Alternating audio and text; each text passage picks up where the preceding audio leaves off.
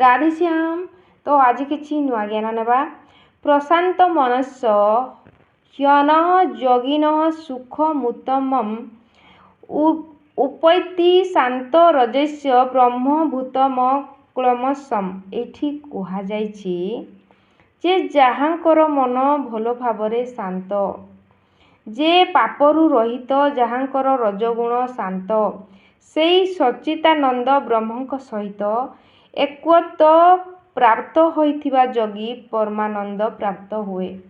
जे एठी कहउचंती जे जाहांकर मन भल भावनारे शांत, जार मन सबुले शांत अछि, भल भावनारे परिपूर्ण अछि, सेई मानकु कहउचंती जे पापरु रहित, जिए कोनोसी पाप करि नथिबो, पाप रहित, जाहांकर रजगुण शांत, जाहार रजगुण मध्य शांत, सेही सच्चिदानंद ब्रह्मଙ୍କ सहित एकत्व प्राप्त होइथिबा जोगी परमानंद को प्राप्त होइथाए। माने सेई जोगी परमानंद को प्राप्त होइथाए।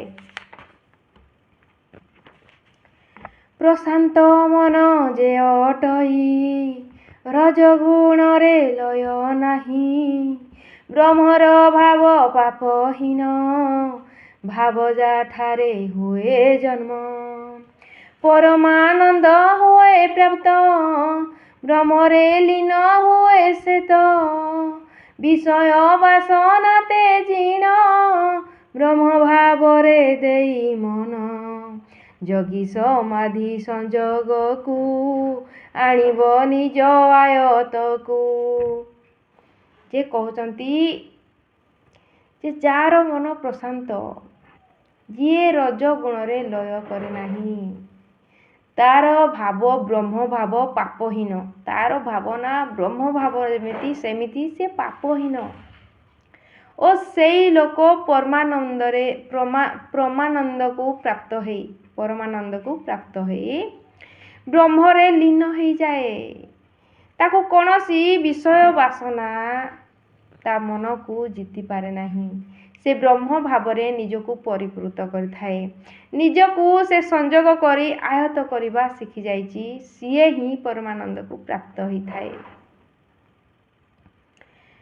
जुजन्नेव सदात्मन जोगी विगत क्लमश, सुखेन ब्रह्म स्पर्श मध्यव सुखमस्ये।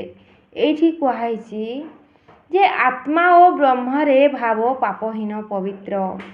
एपरि भावरे भावी निष्पापी जोगी निरंतर आत्मा को परमात्मा रे लगाई रखी सुखपूर्वक परम ब्रह्म परमात्मा प्राप्ति रूपक अनंत आनंद को अनुभव करती। जे पापहीन ब्रह्मारे मन, ब्रह्म मन, तार मन सदैव ब्रह्मा भलिया मन, एई भली निष्पाप, एई भली जोगी परमात्मा को प्राप्त करिथाए और तार मन को सुखपूर्वक सबुबले रखिथाए और परम ब्रह्मरे परमात्मा को प्राप्ति रूपक अनंत आनंद रे से सबुबले अनुभव करुथाए।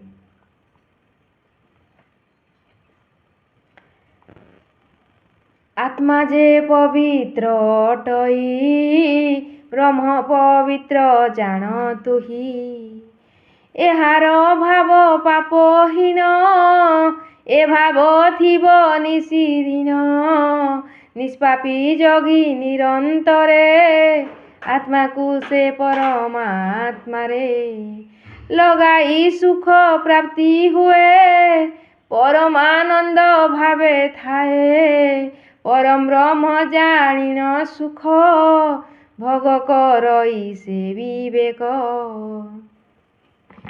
जे जेमिति कहिली जे आत्मा तो पवित्र अटई, ओ ब्रह्म पवित्र, से आत्मा ही तमे जान, ओ जो भाव पापहीन होइथिबो, जो भावनारे पाप नथिबो, एमिति भाव सबुबेले ता दिन राति ता मन को निरंतर परमात्मा कथारे लगौथिबो, सिए ही सबुबेले परमात्मा को भितरे तार सुख को अनुभव करुथिबो। से विवेकी मनीष, से सबुबेले प्रत्येकटी मुहूर्त रे परमात्मा को भितरे लीन होउथिबो, सिए ही विवेकी मनीष सबुबेले ता भितरर अंतर को ପବିତ୍ର ରଖୁଥିବ ଓ ପରମାତ୍ମାଙ୍କ ଭିତରେ ରମଣ କରୁଥିବ, ସିଏ ହିଁ ତାର ହିଁ ପରମବ୍ରହ୍ମ ପ୍ରାପ୍ତି ହେଇଯାଏ ସେଇ ମଣିଷର। ତ ଆଗକୁ ଆମେ ବହୁତ ସାରା ଜ୍ଞାନ ନେବା। ରାଧେ ଶ୍ୟାମ। ଭିଡ଼ିଓ ଯଦି ପସନ୍ଦ ଆସୁଛି ଲାଇକ୍ ସେୟାର କମେଣ୍ଟ ଆପଣ ନିହାତି କରିବେ।